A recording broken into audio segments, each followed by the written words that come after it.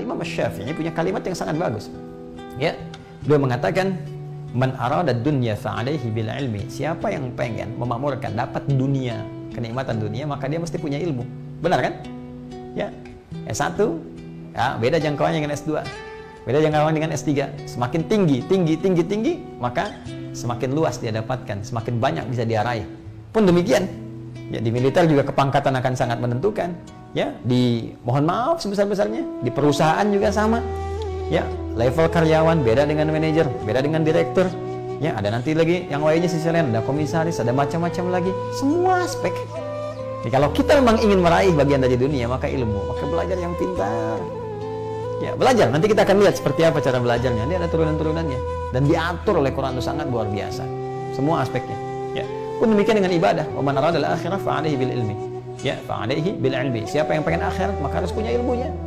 Gak mungkin kita ngejar surga kalau nggak punya ilmunya, bisa terpeleset nanti. Ya, bagaimana ngejar akhirat dengan ilmu apa nih? Apa Anda mau kejar dengan puasa, Anda mau kejar dengan sholat, kejar dengan infak? Seperti apa ilmunya, eksekusinya bagaimana? Tetap menggunakan ilmu. Wa man aradahuma fa'alaihi bil ilmi. Siapa yang menginginkan keduanya, makmur dunia dan bahagia akhirat, ya, ibadahnya bagus, dunianya hebat, maka tetap itu pun butuh ilmu. Jadi dasar ilmu pada asalnya diberikan oleh Allah Subhanahu wa taala untuk mendukung segala kemudahan dan percepatan misi kita di dunia dan pencarian bekal kita di dunia untuk menuju akhirat yang terbaik. Jadi sebetulnya ilmu itu kunci dunia akhirat. Diberikan oleh Allah itu positif. Nah, jadi kalau dimanfaatkan setan pada arah yang negatif, itu patut waspada kita. Karena itu kita jaga. Nah, jaganya seperti apa? Ya, nanti di ayat 31 saat masuk Al-Baqarah ayat 31, sekarang masih 6 sampai 7 ya. Udah setahun tuh, masih sampai 7 ayat. Sabar, nggak apa-apa ya. Mudah-mudahan mungkin 3 tahun lagi sampai ayat 31. Tapi bocorannya begini, ya. Ya, kita lihat gini ya. Nanti ini ingin menegaskan sebelum sampai ke sini, Lihat sini baik-baik. Mohon izin ya. Adam tadi bekal pertamanya sebelum bertegas di bumi diberikan apa? Pengetahuan kan? Baik. Ya, sekali lagi, Adam itu nabi bukan? Nabi ya, nah, Adam itu nabi. Ya, dari mana dalilnya? Pakai dalil. Ya, dipilih oleh Allah untuk membawa misinya secara pribadi. Ya, lingkungan terdekatnya saja, tidak di-share ke lingkungan yang lebih luas. Ya, kalau lingkungan lebih luas disebut dengan Rasul. Ya, kalau dia punya umat, ya, dia ada masyarakat, diberikan tugas berdakwah, itu namanya Rasul, bawa risalah, pesan untuk disampaikan. Tapi kalau hanya untuk pribadinya dan keluarga terdekatnya, itu disebut dengan apa? Nabi. Ya, Adam nabi bukan Rasul. Karena zaman Nabi Adam umatnya mana? Yang ada kan cuma istrinya, ya, dan anaknya gitu ya. Karena beliau disebut dengan Nabi. Adapun Nabi dan Rasul itu redaksinya, diksinya ketika disampaikan oleh Al-Quran itu terpilih. Bahasa terpilih, bahasa Arab itu istafa kalau dari Allah. Ya, orangnya disebut Mustafa. Makanya Rasulullah disebut Al-Mustafa. Jelas ya? Hanna, Habibatul Mustafa. Hanna, ya, yang sangat mencintai Rasulullah SAW. Ya, Amelia Habibatul Mustafa, misalnya kan, harapanku putriku menjadi pecinta Rasulullah SAW. Misal, ya. Nah, ini Adam disebut oleh Allah termasuk dipilih istafa. Dalilnya Quran surah ketiga. Ali Imran. Di ayat yang ke-33. Ya. Paling kiri, agak ke tengah sedikit. Innallaha astafa Adama wa Nuha wa ala Ibrahim wa ala Imran 'alal alamin. Sungguh Allah telah memilih Adam alaihi salam, istafa. Kemudian Nuh alaihi salam, Adam nabi, Nuh rasul. Tapi personalnya baik. Baru ketika itu wa ala Ibrahim, satu keluarga Ibrahim yang baik. Jadi kalau Anda ingin lihat prototipe Adam secara pribadi bagus, silahkan. Nuh silahkan, lihat kesabarannya, dakwahnya, yang lihat pada orientasi ikhtiar bukan hasil. 950 tahun berdakwah yang ada, yang yakin cuma sekian, bisa terhitung dengan jari. Jangan dilihat lamanya, yang dilihat ikhtiarnya. Kalaupun Anda mengabdi, nggak banyak orang misalnya yang jadi bagus, nggak apa-apa, ikhtiar Anda yang dilihat, bukan hasilnya. Orang kalau bekerja lihat hasil, kecewanya berat. Ya, baik. Kemudian wa ala Ibrahim, dan seluruh keluarga besarnya. Jadi baik. Jadi kalau Anda ingin baik seperti Nabi Ibrahim, ya ikuti polanya seperti apa membentuk keluarga. Ya, yang pernah mengerjakan itu Imran, maka disebutkan wa ala Imran 'alal alamin. Disebutkannya keluarganya, karena di antara keluarga Imran itu ada yang jadi nabi, ada yang jadi rasul. Ya, famili jauhnya Nabi Zakaria. Ya, terdekatnya cucunya Imran. Siapa dia? Nabi Isa, Rasul.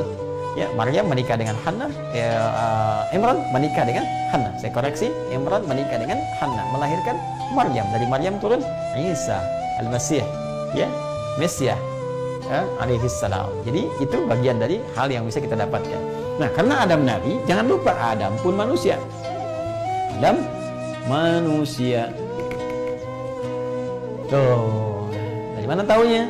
Ya, kita lihat Quran surah ke-15 misalnya. Al-Hijr ayat ke-28, wa idz qala rabbuka lil malaikati inni khaliqun basyara. Ketika Allah Rabb Muhammad SAW berfirman kepada para malaikat dan sebagian makhluk yang ada pada saat itu bahwa aku akan mencipta makhluk baru, bukan malaikat, bukan jin. Karena jin sudah ada seluruh manusia. Di ayat 27-nya Quran surah 15 ayat 27 itu berbicara tentang jin. Wal janna khalaqnahu qablu min nari sama. Dan jin, para jin kami ciptakan, kata Allah, sebelum manusia, dari bahannya yang beda. Materinya tidak sama dengan manusia, yaitu dari api yang menyambar. Ya, sedangkan bashar itu manusia disebutkan 35 kali dalam Al-Quran. Selain nama Al-Ins, nama Al-Insan, nama Bani Adam pun juga demikian dengan nama tersendiri yaitu An-Nas. Jadi singkatnya, Adam manusia, Adam Nabi. Jadi pada diri Adam itu alaihissalam ada fitrah kenabian, ada fitrah kemanusiaan. Sebagai manusia, Adam punya potensi segala bentuk pengetahuan. Jadi sifat kemanusiaannya, tercipta, punya misi tadi di bumi dengan dua misi utama ini, maka diberikan oleh Allah segala bentuk potensi pengetahuan. Hanya fitrah kenabiannya menjadikan potensi itu langsung diaktifkan dengan pengajaran langsung dari Allah.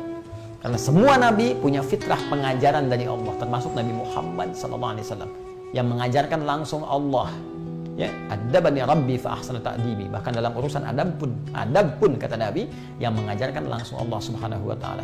Langsung ditanamkan, diberikan petunjuk. Quran pun langsung ditanamkan, beda dengan kita.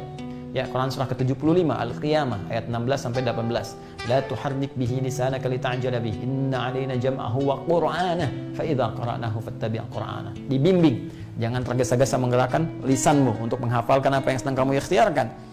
Biarkan kami bacakan, ikuti bacaannya. Tugas Nabi hanya ikuti saja. Kami yang tanamkan, kata Allah, bacaannya terhujam dalam jiwamu. Jadi ada fitrah kenabian yang diajarkan langsung, ada fitrah kemanusiaan mendapatkan potensi seluruh pengetahuan tadi.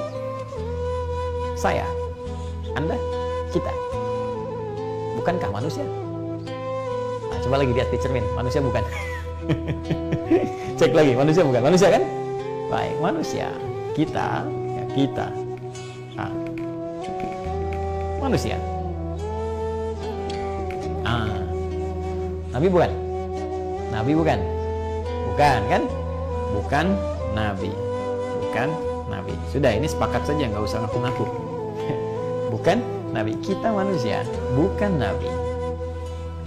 Berarti kita punya fitrah kemanusiaan, tapi tak punya fitrah kenabian. Karena itulah kita, itu secara genetik disebut oleh Al-Quran sebagai anak cucunya Adam, keturunan Adam, sama-sama manusianya. Ya Bani Adam, disebutkan 7 kali dalam Al-Quran. Ya Bani Adam, contoh Quran surah ke-7 Al-A'raf ayat 31. Ya Bani Adam, khudhu zinatakum 'inda kulli masjid. Hei anak cucu Adam, setiap kamu akan ke masjid, ada panggilan dari masjid, kenakan pakaian terindahmu. Ya, bukan cuma Nabi yang ke masjid, kita pun ke masjid, ya kan? Kenakan pakaian terindah, jangan sampai pesta. Ada undangan dari manusia pakai pakaian bagus, undangan dari Allah pakai pakaian seadanya. Cuma doanya nuntut banyak. Sukseskan aku ya Allah, lancarkan pernikahanku, getarkan jiwanya untuk menerima lamaranku. Tapi tampilan begitu jeleknya gitu kan. Yang dipilih seadanya, ini kan nggak menarik gitu. Tampil dengan elegan, tampil dengan indah, tampil dengan bagus seperti engkau memenuhi undangan manusia, maka penuhi undangan Allah lebih daripada itu. Jelas? Oke. Sekarang kembali ke sini. Kita disebut Bani Adam, anak cucunya Adam. Tapi karena kita bukan Nabi, kita manusia, maka kita punya fitrah kemanusiaan terkait dengan keilmuan. Apa itu? Allah telah tanamkan pada kita seluruh potensi pengetahuan. Jadi manusia itu nggak ada yang bodoh. Sekali lagi, manusia tidak ada yang bodoh. Manusia bodoh itu cuma di lagu. Gitu ya? Manusia punya potensi pintar. Oke? Tidak ada murid yang bodoh. Hanya guru yang kurang kreatif dalam mengajar. Bahkan penelitian di barat menyebutkan manusia paling standar pun punya kapasitas memori 100 juta gigabytes. 100 juta gigabytes, Anda bayangkan tuh, 1 giga aja bisa menampung berapa banyak buku. Ini 100 juta. Yang paling standar. Anda kebayang nggak ya tadi? Wa 'allama Adam al-asma'a kullaha. Allah mengajarkan pada Adam semua nama. Sekarang Anda berada di mana sekarang? Di kamar Anda. Hitung benda-benda di kamar Anda berapa? Itu baru di kamar. Terus list oleh Anda. Ternyata kapasitas memori Anda baru dipakai sepersekian kecil bisa mengingat ratusan ribuan benda. Tuliskan oleh Anda kalau nggak percaya. Kita itu makhluk hebat. Dan mau jadi apapun bisa. Bisa.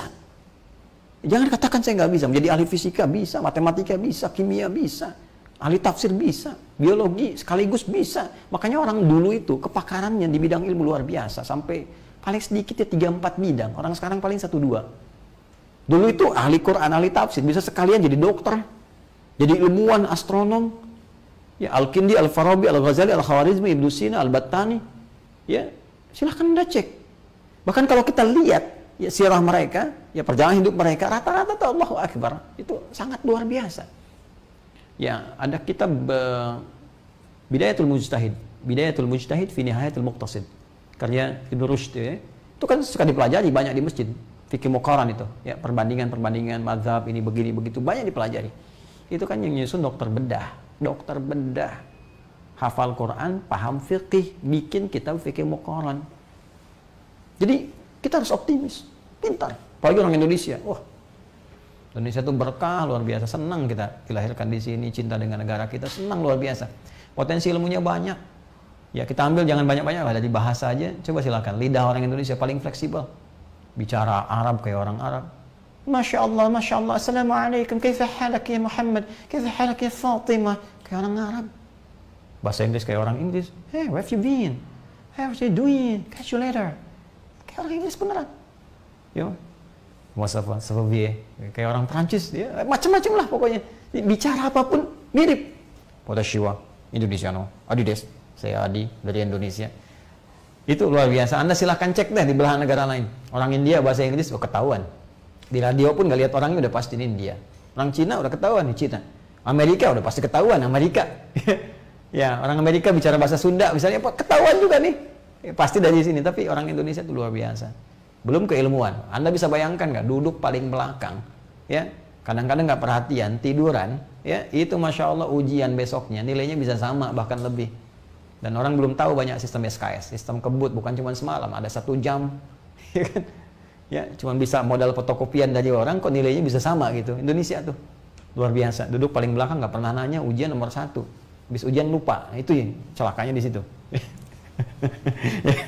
Jadi potensi itu tinggi gitu. Saya mau katakan itu luar biasa. Nah karena itu kita mesti belajar dengan cara yang benar supaya berkah, tajam dan terpercaya, bisa digunakan sebagai panduan amalan dalam kehidupan. Apa diantaranya? Ada yang terkait dengan syariat. Seperti apa belajar syariat dengan benar? Jangan sampai salah. Belajar sholat dengan cara yang salah, salah sholatnya. Akhirnya apa yang terjadi? Mohon maaf, manfaat sholat pun tidak terasa dalam kehidupan. Ya, nggak mungkin orang sholat kalau nggak tahu ilmunya. Ya, tidak cukup dengan subuh 2 rakaat, duhur 4, asar 4, maghrib 3, isya 4, 24, 4, 3, 4. Tapi mesti tahu bagaimana cara menunaikan yang benar ini. Takbirnya bagaimana, ruku sujudnya bagaimana. Ya, sehingga kita bisa ukur. Kata Allah kalau orang benar sholatnya minimal jadi orang baik. Inna sholata tanha 'anil fahsya wal munkar. Quran surah ke-29 ayat ke-45. Orang sholat itu doanya terijabah. Orang sholat hatinya tenang. Orang sholat lebih dekat kepada kesuksesan dan kebahagiaan. Orang sholat itu bahagia. Makanya ketika dipanggil hayya 'alas shalah, hayya salat, hayya 'alal falah. Mari bahagia. Sekarang kita tanya, sholat itu sudah menghasilkan kebahagiaan belum? Ya. Bahagia enggak gitu? Bahagia itu sederhana, cukup dengan secangkir kopi. Itu sholat Anda bagaimana? Bagi yang ngopi, bagi yang tidak kan belum tentu bahagia. Tapi Allah kasih yang universal nih, yang objektif. Sholat. Ya kan? Sholatnya udah baik belum? Jangan-jangan sholat tapi belum baik. Berarti ada yang belum benar kan? Perlu ilmunya. Ya, haji, umrah, ukurannya dilihat berhasil atau tidak berkali-kali tapi nggak dapat juga.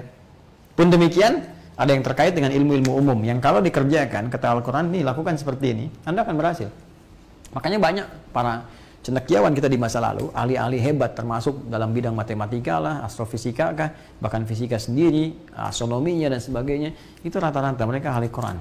Hafid, good looking, ya, terus ilmunya bagus, good attitude, juga perilakunya mulia, dikenang sampai dengan kini, jadi rujukan bukan cuma di timur, bahkan di barat, jadi referensi sampai ke kekinian tuh sangat luar biasa. Dan bagaimana mereka menerjemahkan itu dalam kehidupan? Karena yang dipakai prinsip Quran. Ya, saya nggak usah jauh-jauh lah. Quran saya katakan diturunkan di era Nabi itu kan jahiliyah tempatnya. Jauh dari peradaban, jauh dari pengetahuan, jauh dari tindakan mulia. Turunkan Quran, bukan mukjizat Nabi Isa, tongkatnya Nabi Musa, tidak, hanya Al-Quran. Tapi bisa merubah segalanya. Dan kemunduran dirasakan oleh umat Islam dalam berbagai aspek karena meninggalkan ajaran-ajaran Quran. Kata Quran jujur, bohong. Kata Quran bersatu, malah berselisih, terpecah belah. Kata Quran kerjakan A, malah nyimpang ke B. Bagaimana bisa benar kalau menjauh dari itu semua? Nah, sekarang pertanyaannya, bagaimana kita mempelajari ilmu syariat dengan benar, kemudian juga sosial dengan baik, sehingga kita bisa menutup pintu-pintu setan. Contoh saat sholat, bagaimana cara sholat yang benar, sehingga pintu setan itu tertutup. Karena kalau lagi begini nih, mau sholat, masih berniat, itu kita bisa fokus. Tapi kata Nabi ketika mulai takbir, idza kabbara, bima makna ketika mulai takbir, fayaqulu syaitanu, maka syaitan berkata memberikan bisikan kepadanya, udhkur kada, kamu ingat ini ya, ingat itu. Karena itu jangan kaget ketika Anda takbir, Anda bisa mengingat apa yang tidak ingin Anda ingat. Ya. Kunci mobil di manakah, WA belum terbalas ya, SMS belum bisa direspon dan sebagainya, itu muncul semua. Ya, hatta la yash'urul musalli kam raka'atan yusalli, sampai bisa terjadi orang sholat tak sadar berapa rakaat sedang menunaikan sholatnya. Kalau kita paham ilmunya, kita bisa tutup itu. Dan kita bisa menikmati sholat yang kita lakukan. Sehingga indah, terasa di hati, ada sentuhan dalam jiwa, dan bisa berdampak pada perilaku yang nyaman dipraktekkan dalam kehidupan. Nah ini, insya Allah materinya akan kita bahas di pertemuan berikutnya.